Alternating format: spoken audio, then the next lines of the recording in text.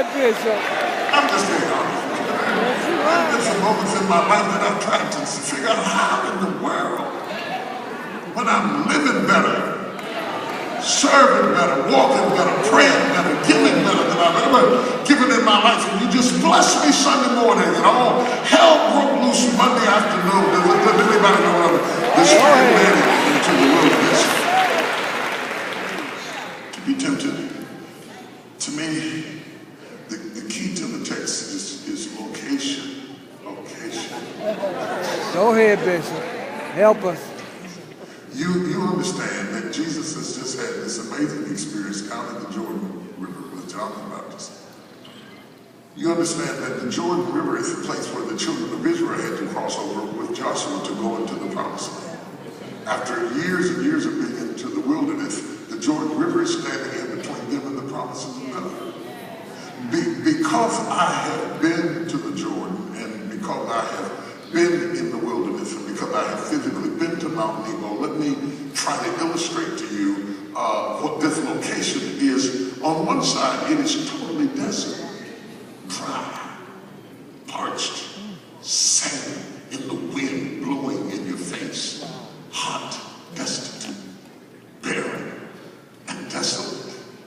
All the way up to the Jordan, you can taste the dry sands blowing in the air, in your eyes, in your mouth, in your nose, everywhere. It's everywhere, totally dry, nothing green, nothing brilliant, nothing bright.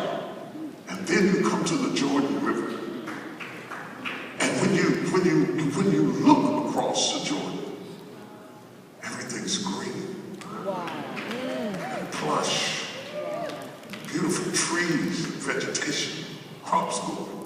The Jordan River flows out from the Sea of Galilee, and it's an amazing, almost a tropical atmosphere with opulent beauty, and at one time was filled with all types of fruit and figs and vegetation. Look at the oxymoron between the two extremities geographically in the same location, separated only by the Jordan River. One part is very plush, and the other part is very dry. Now Jesus has just been baptized in the Jordan River, and the heavens have opened up for God himself to enunciate and pronounce upon him clearly in front of everybody. There's no question, he's the one. The Spirit has descended on him like a dove. And there he is in the Jordan, betwixt and between plushness and barrenness, greenery and dryness, life and death. Seeming to me, the Spirit would have led him into the figs, the fruit, and the grapes. But no, the Spirit led him into the wilderness. I want to preach to wilderness people. It could be that you are in the wilderness by God's design. And occasionally God allows you purposely to step past the greenery of an opportunity into the dry, parched experience that tries the human soul. He led him into the wilderness to be tempted.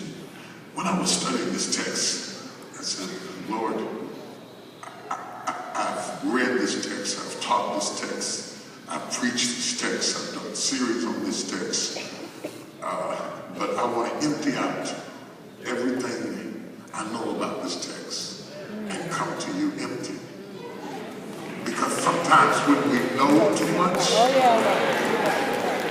it blinds us from the beauty of the text. And when I came to him empty, he said, I want you to look at the location. Remember the location? I said, yes, Lord, I was there. I went, my wife and I went up Mount Nebo to the top of the mountain where Moses had been.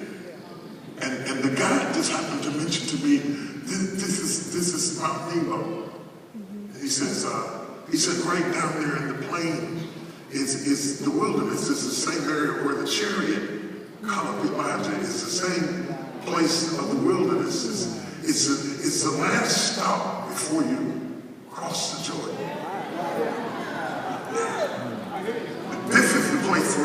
For Satan launched his attack on Jesus in the wilderness, right on the other side of Mount Nebo. They're standing on Mount Nebo looking at the wilderness on one side and the greenery on the other. And when I read the text, all of a sudden I recognize that the Spirit has led Jesus into the wilderness to be tempted of the devil. Now Jesus is about to bring forth. This is the coronation, the release of his ministry, to birth the church. He is, I submit to you, the New Testament Moses. Moses brought the Old Testament church. Before we first get the word ecclesia, called out. Moses, the one who was drawn out of the water, has now called out the Old Testament church, and he brings them through the wilderness. Moses in the Old Testament in many ways is what Christ is in the New Testament, in that he is the deliverer. Having delivered the children of Israel out of Egypt to the promised land, in the same spirit Christ comes to deliver the church out of the Egypt of our sin into the promised land of our destiny and purpose.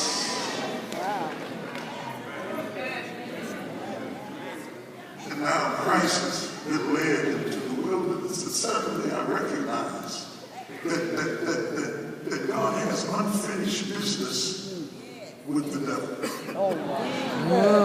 Go ahead.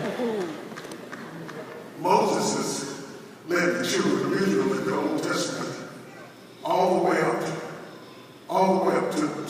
right on the edge of the Jordan River. Got very close to crossing out to Mount Nebo and saw the other side, didn't go to the other side, saw to the other side. Moses didn't go in part because Moses faced a temptation that threw him up.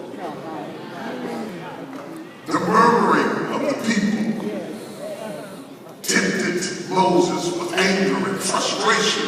Murmuring will tempt anybody.